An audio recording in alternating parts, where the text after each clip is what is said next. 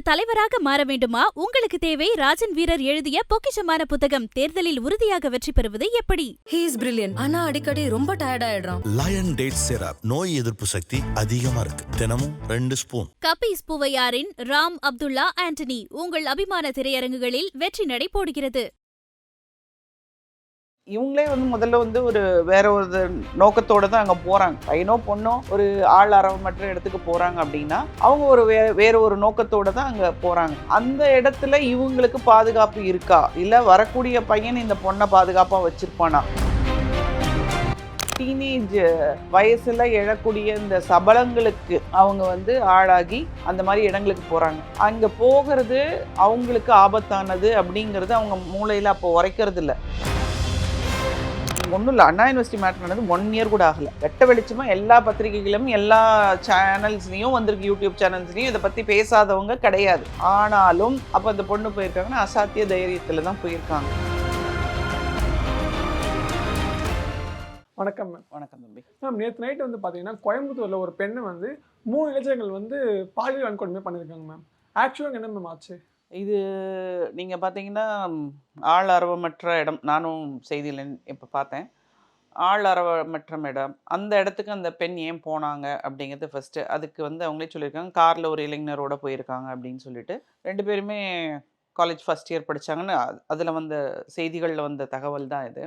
இந்த மாதிரி இஷ்யூஸ் இது புதிதல்ல, நிறைய இந்த மாதிரி நடந்துட்டுருக்குது. நீங்கள் சிறுசேரி பகுதியில் இதே மாதிரி ஒரு பொண்ணு ஆக்சுவலி இந்த பெண்ணை உடனே கண்டுபிடிச்சிட்டாங்க.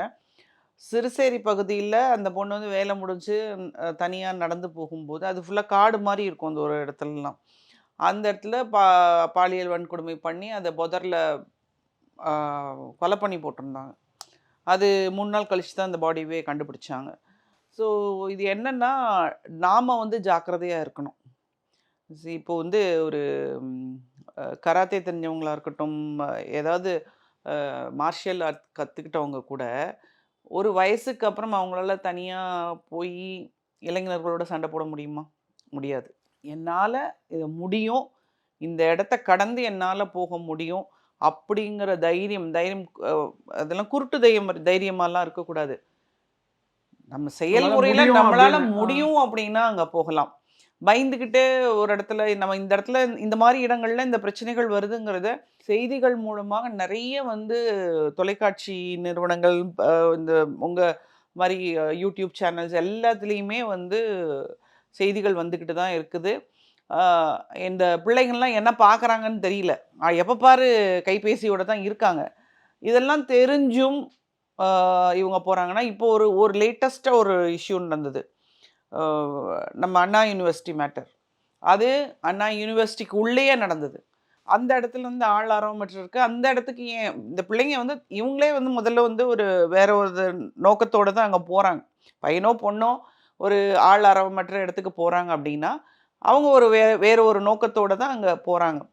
அந்த இடத்துல இவங்களுக்கு பாதுகாப்பு இருக்கா, இல்லை வரக்கூடிய பையன் இந்த பொண்ணை பாதுகாப்பாக வச்சிருப்பானா? இந்த பொண்ணுக்கு மார்ஷியல் ஆர்ட் தெரியுமா, இல்லை அந்த பையனுக்கு தெரியுமா? எந்த ஒரு இதுவுமே இல்லாமல், ஒரு டீனேஜ் பாதுகாப்பு இல்லாமல் ஒரு டீனேஜ் வயசில் எழக்கூடிய இந்த சபலங்களுக்கு அவங்க ஆளாகி அந்த மாதிரி இடங்களுக்கு போகிறாங்க. அங்கே போகிறது அவங்களுக்கு ஆபத்தானது அப்படிங்கிறது அவங்க மூளையில் அப்போ உரைக்கிறது இல்லை. அப்போ இதெல்லாம் என்னென்னா, எனக்கு இப்போது இந்த மாதிரி விஷயங்கள் கேட்கும்போது இதுக்கு ஒரு அவேர்னஸ். நம்ம என்ன சொல்கிறோம், 18 வயசு ஆயிடுச்சுன்னா பிள்ளைங்களுக்கு இண்டிபெண்ட் அப்படின்னு சொல்கிறோம். அதற்குரிய தகுதி அவர்களுக்கு வந்துருச்சா அப்படின்னு கேட்டால், உலக நடப்பு என்னங்கிறது தெரியுதா அப்படிங்கிறது அவங்களுக்கு தெரியல. இதுக்கு முன்னாடி நீங்கள் பார்த்தீங்கன்னா காலேஜஸில் நானே ஃபோரம்லலாம் இருந்திருக்கேன். விமனுக்காக ஒரு ஃபோரம் இருக்கும். இந்த ஃபோரமில் பிரின்சிபல்ஸ் என்ன பண்ணுவாங்க அப்படின்னா, என்னை கூப்பிட்டு இந்த விமன் ஸ்டூடெண்ட்ஸோட பேச வைப்பாங்க. அவங்க விமன் ஸ்டூடெண்ட்ஸ் அவங்களுடைய பிரச்சனைகள் என்னன்னு நம்மக்கிட்ட சொல்லுவாங்க. நாம் இன் ஜென்ரல் இந்த மாதிரி விஷயங்களை, நீ ஒரு ஆணோடு பழகுனா இதுதான் உன்னுடைய எல்லை, இதுக்கு மீறி நீ போகக்கூடாது அப்படிங்கிற விஷயங்களை நாம் சொல்லி கொடுத்துட்ருந்தோம். இது 15 வருஷங்களுக்கு முன்னாடி நான் குருநானக் காலேஜில் இந்த மாதிரி ஒரு ஃபோரமில் இருந்தேன். என் ஃப்ரெண்ட்ஸ் வெங்கடேஸ்வராவில் ஒரு ஃபோரமில் நான் இருந்தேன். ஸோ விமனோட இன்ட்ராக்ட் விமன் ஸ்டூடெண்ட்ஸோட நம்ம இன்ட்ராக்ட் பண்ணிக்கிட்டு இருந்தோம். இந்த மாதிரி விஷயங்களை அவங்களுக்கு நம்ம தெரியப்படுத்துவோம்.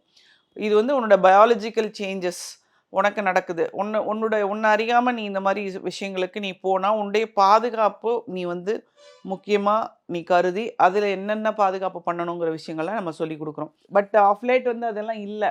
எல்லாமே கைபேசியில் தெரியுதுன்னு போகிறாங்க. பட் இந்த இடம் நீங்கள் இப்போ நம்ம நியூஸில் பார்க்கும்போது பார்த்தீங்கன்னா கண்ணுக்கு எட்டின தூரம் ஒன்றும் இல்லை. எங்கேயோ ஒரு இடத்துல வீடு தெரியுது, ஒரு 5-6 வீடுங்க என் கண்ணுக்கு தெரிஞ்சுது. ஸோ அந்த மாதிரி ஒரு இடத்துக்கு போகிறவங்க, தப்பு பண்ணுறவங்க தான் அங்கே போவாங்க. அப்போ தப்பு பண்ணுறவங்க இவங்க 2 பேரும் அல்ல, இவங்களுக்கு மீறி நிறைய பேர் இருப்பாங்க. நீங்கள் வெளியூர் இதெல்லாம் நீங்கள் போகும்போது ஆள் அரவமற்ற இடங்களில் பார்த்தீங்கன்னா, இங்கேயுமே நான் சொல்கிறேன், சென்னையிலேயே வந்து ஒரு சில ஏரியாஸில் வந்து முள் புதர்கள் இருக்கும், லே அவுட் போட்டிருப்பாங்க, முள் புதர்கள் இருக்கும். அங்கே வந்து ஒரு சேஃப்டி இருக்காது. அங்கெல்லாம் நீங்கள் நைட் நேரத்தில் நீங்கள் போனீங்கன்னா யூ கேன் ஆல்வேஸ் யாராவது ஒரு 4 பேர் உட்காந்து தரையில் உட்காந்து தண்ணி அடிச்சிட்டு இருக்கிறது. அந்த மாதிரி அவங்க தண்ணி அடிக்கும்போது தன்னிலையிலே இருக்க மாட்டாங்க. அவங்க என்ன தவற வேணாலும் அப்போ செய்வாங்க. ஆனால் அது கரெக்டுன்னு நான் சொல்ல வரல. நம்மளுடைய சேஃப்டி கருதி அந்த மாதிரி பகுதிகளுக்கு நம்ம போகிறத தவிர்த்துக்கணும். ஸோ நான் வந்து எப்போவுமே வருமுன் காப்போம் பற்றி தான் நிறைய பேசுவேன். அதனால் இது வந்து இந்த பொண்ணுக்கு எப்படி தெரியாமல் போச்சுங்கிறது எனக்கு தெரியல. இப்போ வந்து ஃபஸ்ட் இயர்னால் போன வருஷம் +2, போன வருஷம் தான் இந்த அண்ணா யூனிவர்சிட்டி கேஸ் நடந்தது. அப்போது இந்த செய்தி வந்து பரவலாக பல மாதங்களாக பேசப்பட்டு வருகிறது சேனல்ஸில். அப்போது எப்படி இவங்க அதெல்லாம் பார்க்காம இருந்தாங்க, ஏன் அவங்க இந்த மாதிரி ஒரு இடத்துக்கு போனாங்க அப்படிங்கிறது கேள்விக்குறி. போலீஸ் வந்து இவ்வளவுக்கும் அந்த இடத்துல இந்த மாதிரி சம்பவங்கள் நடக்குதுன்னு சொல்லி அவங்களும் ரோந்து பணியில் ஈடுபட்டிருக்காங்க. ஆனால் தப்பு செய்கிறவன் தப்பை எங்கேயாவது போய் செஞ்சுருவான். நாம தான் அந்த இடத்துல பாதுகாப்பாக இருக்கணும் அப்படிங்கிறது என்னுடைய கருத்து தம்பி. இதில் இந்த மாதிரி விஷயங்கள் நடந்துக்கிட்டே தான் இருக்குது. அப்போ பட் என்ன இருந்தாலும் வந்து ஒரு கட்டத்து மேலே வந்து பெண்களும் வந்து பாதுகாப்பாக இருக்கணும் அப்படின்னு சொல்ல வரீங்களா? ஆமாம், ஒன்று நீங்கள் மார்ஷியல் ஆர்ட் கற்றுக்கோங்க, வரணும்னா அடிக்கிற தைரியம் இருக்கணும் உங்களுக்கு. அந்த தைரியம் இல்லை. ஒன்று கூட்டிகிட்டு போன பையனுக்கும் உன்னை காப்பாற்றுறதுக்கான ஒரு விஷயமும் அங்கே இல்லை. ஸோ இது மாதிரி தவறுகள் பண்ணக்கூடாது ஏன் ஆண்கள் நினைக்க மாட்டாங்க? ஆண்கள் ஏன் நினைக்க மாட்டேங்கிறாங்க அப்படின்னா, எல்லாமே வளர்ப்பு தான் தம்பி. இந்த ஒரு விஷயத்தையுமே நீங்கள் விட்டுருங்க. நீங்கள் சிறு வயதில் நீங்கள் என்ன பார்க்குறீங்களோ அது உங்கள் மனசில் ஆழமாக பதிஞ்சிரும். இப்போது எங்களை பொறுத்த வரைக்கும் நாங்கள் வந்து காரைக்குடி பக்கம் எங்களுடைய அம்மாவுடைய அம்மா வீட்டில் தான் பெரும்பாலான லீவுகளுக்கு அங்கே தான் நாங்கள் இருப்போம். வருஷத்தில் 2 மாதம் லீவ் விட்டாங்கன்னா நாங்கள் ஊருக்கு போயிடுவோம், அங்கே தான் இருப்போம். அப்போது மாமா பசங்க, சித்தப்பா பசங்க, சித்தி பசங்க, இந்த மாதிரி எல்லோரும் ஒன்றா இருப்போம். அப்போது விளையாடும்போது சொல்லுவாங்க பெரியவங்க, ஆண்களை தொட்டு விளையாடக்கூடாது, சரிங்களா? நாங்கள் காலேஜ் படிக்கும்போது, நான்லாம் ஹிந்துஸ்தான் காலேஜில் படிக்க போனேன். அப்போ வந்து யாராவது ஹேண்ட் ஷேக் பண்ணால் கூட நான் இல்லை அப்படின்னு சொல்லிட்டு இப்படி, அதாவது இல்லைன்னு சொல்லாமல் அது ஒரு இதுவாக நாங்கள் போயிடுவோம். ஆனால் இன்றைக்கி வந்து அது ஒரு அப்போ எனக்கு வந்து தோணும், ஏன் ஹேண்ட் ஷேக் பண்ணக்கூடாது அப்படின்னு எனக்கு தோணும். ஆனால் அப்போல்லாம் எங்களுக்கெல்லாம் இந்த எக்ஸ்போஷர் எதுவுமே எங்களுக்கு இருக்காது. பெரியவங்க சொல்கிறத நாங்கள் கேட்டுக்குவோம், அதன்படி நடந்துப்போம். ஏன்னா பல பிரச்சனைகளை கடந்து தான் பெரியவங்க வந்து இதுக்குள்ளே அவங்க வாழ்க்கையை நடத்திக்கிட்டு வந்திருப்பாங்க. அவங்க சொல்கிறதுல ஏதோ ஒரு அர்த்தம் இருக்குன்னா அன்னைக்குள்ள பிள்ளைங்கள்லாம் நம்பணும். ஆனால் இன்னைக்கு நீ சொல்கிறது தப்பு அப்படிங்கிறாங்க. இப்போ அவங்க அம்மா சொல்லியிருப்பாங்க, அம்மா நீ வந்து வெளியில் போகாத ராத்திரி நேரத்தில். ஒன்று இந்த பொண்ணு வந்து எனக்கு தெரிஞ்சு ஹாஸ்டலில் இருந்திருக்கக்கூடிய பொண்ணாக இருக்கலாம், இல்லை ஏதாவது பிஜியில் வெளியில் தங்கியிருக்கவங்களா இருக்கலாம். அப்போது அந்த டைமில் அவங்க நைட்டில் வெளியே போயிருக்காங்க. அவங்க பேரண்ட்ஸ் சொல்லி தான் அனுப்பிச்சிருப்பாங்க, அம்மா பத்திரமா இரு, ராத்திரி நேரத்தில் வெளியே போகாத, கரெக்டாக டைமுக்கு ஹாஸ்டலுக்கு போயிருந்தா சொல்லி அனுப்பிச்சிருப்பாங்க. அந்த பொண்ணு அதை கேட்டாங்களா? பெரியவங்க சொல்கிறத கேட்டால், அதாவது தீ வந்து சுடுன்னு சொல்லுவோம், அது சுடாதுன்னு போய் நான் தொட்டு பார்த்து தான் சுடுதுன்னு நான் வந்து தெரிஞ்சுக்குவேன்ற நிலைமையில தான் இன்னைக்கு பிள்ளைங்க இருக்காங்க. நாங்களாம் தீ சுடுன்னா தீ சுடும் அப்படின்னு உட்காந்துருப்போம். அந்த மாதிரி இதில் வந்தவங்க. எனக்கு இப்போ 56 வயசாகுது. நாங்கள் அந்த மாதிரி ஒரு கல்ச்சர்லேயே வளர்ந்து வந்துட்டோம். இப்போ வந்து அப்போ பெரியவங்க எப்படி இருக்கிறாங்க, பெரியவங்க சொல்கிறத நம்ம கேட்டு கேட்டு வளர்கிறோம். அந்த மாதிரி ஒரு சூழல் இன்னைக்கு குழந்தைங்களுக்கு இல்லைன்னு தான் நான் சொல்லுவேன். இன்ஃபேக்ட் என்னுடைய பசங்களுக்குமே இல்லைன்னு தான் நான் சொல்லுவேன். ஏன்னா நம்ம வந்து தாத்தா பாட்டி வீட்டில் கொண்டு போய் விடுறதும் இல்லை, அந்த பிள்ளைங்கள இந்த கோழி ரெக்கைக்குள்ளே வச்சுக்கிற மாதிரி நம்ம வச்சுக்கிறோம். ஸோ வெளி உலக ஒரு விஷயமும் தெரியறதில்ல. இன்றைக்கி பேரண்ட்ஸ் வந்து 2 பேர் வேலை பார்த்தா தான் அவங்களுடைய வாழ்க்கையை நடத்த முடியுங்கிற ஒரு முடிவுக்கு வந்து 2 பேருமே வேலைக்கு போய்ட்றாங்க. 2 பேரும் காலையிலங்காட்டியும் போனாங்கன்னா நைட்டு தான் வராங்க. இந்த பிள்ளைங்க சாயந்தரம் வந்து அதுங்களே கதவை திறந்து வீட்டில் உட்காந்துக்குதுங்க. அந்த பிள்ளைங்க தொந்தரவு பண்ணக்கூடாதுன்னு அதுங்களுக்கு ஒரு ஃபோனும் கையில் கொடுத்துட்றாங்க. அவங்கள வந்து ஒரு கிளாஸஸ் அனுப்பிச்சி விட்டுறாங்க. கிளாஸ் அனுப்புறதுலேயும் பிரச்சனை இருக்குது. எக்ஸ்ட்ரா கரிக்குலர் கிளாஸ் அனுப்புகிற இடத்துல மாஸ்டர் வந்து சில்ட்ரன்ஸோட மிஸ்பிஹேவ் பண்ணுறாங்க. ஸோ இப்போ இதுலேருந்து என்ன தெரியுதுன்னா, ஒரு பெரியவர்களுடைய கண்காணிப்புள்ள குழந்தைகள் இருக்கும்போது அதுக்கு நல்லது கெட்டது சொல்லி வளர்ப்பாங்க. இப்போ இது பிரச்சனைன்னு ஆயிடுச்சுல. இது வந்து நீங்கள் ஒன்றும் இல்லை, அண்ணா யூனிவர்சிட்டி மேட்டர் நடந்து 1 இயர் கூட ஆகலை. வெட்ட வெளிச்சமாக எல்லா பத்திரிகைகளும் எல்லா சேனல்ஸ்லேயும் வந்திருக்கு, யூடியூப் சேனல்ஸ்லேயும் இதை பற்றி பேசாதவங்க கிடையாது. ஆனாலும் அப்போ அந்த பொண்ணு போயிருக்காங்கன்னா அசாத்திய தைரியத்தில் தான் போயிருக்காங்க. அது குருட்டு தைரியம் இருக்கும். அந்த டீனேஜ் பருவம், அந்த தைரியம் தன்னாலேயே வரும். இந்த பயாலஜிக்கல் சேஞ்சஸ் எல்லாமே அதை வந்து அந்த பொண்ணை சொல்லியும் தப்பு இல்லை, அதுக்கு அந்த மனசு வந்திருக்குது. அது போயிருக்கு, நம்ம சேஃபாக இருப்போம்னு நினச்சிட்டு போயிருக்கு. பட் இப்படி ஒரு ப்ராப்ளம் வந்த பிறகு இது பேசுபொருளாயிடுச்சு. அட்லீஸ்ட் இனிமேலாவது வரக்கூடிய குழந்தைகள், பேரண்ட்ஸுக்குமே சொல்கிறேன், இதெல்லாம் நடக்கும்னு சொல்லுங்கள். கல்லூரிகளில் எனக்கு தெரிஞ்சு தயவு செஞ்சு டீச்சர்ஸ் இதை பற்றின ஒரு கிளாஸே எடுக்கலாம். ஓகே, அவங்களுக்கு பிடிக்கிற பிள்ளைங்க அதுலேருந்து சேஃபாக இருக்கும். பிடிக்காத, நான் நிறைய லெக்சர்ஸ் கொடுத்துருக்கேன் காலேஜஸ்லாம். அப்போது வந்து பிள்ளைங்க வந்து அம்மா என்ன பேசுகிறாங்க அப்படின்னு சொல்லிட்டு இப்படி ஃபோன் எடுத்து வச்சுட்டு இப்படியே நோண்டிகிட்டே இருப்பாங்க.